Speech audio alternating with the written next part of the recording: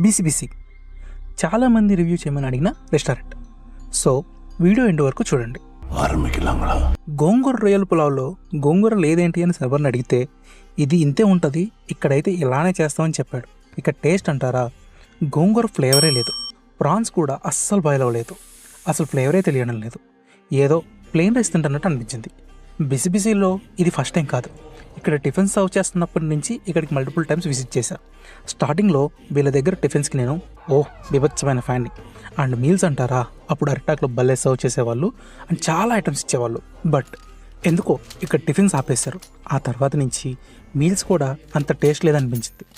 టేస్టే కాదు, సర్వీస్ కూడా ఉండంగా వర్స్ట్గా తయారయ్యాయి. ఇక స్టార్టర్స్లో వెజ్ మంచూరియా ట్రై చేస్తాను. వెల్ బ్యాలెన్స్డ్ ఫ్లేవర్స్తో చాలా బాగుంది. డిష్కో ఫిష్ ఫ్రై కూడా టూ గుడ్. మల్టిపుల్ విజిట్స్ తర్వాత నాకు అర్థమైంది ఏంటి అంటే వీళ్ళ దగ్గర పులావ్స్ అండ్ బిర్యానీస్ అయితే అస్సలు బాగాలేవు.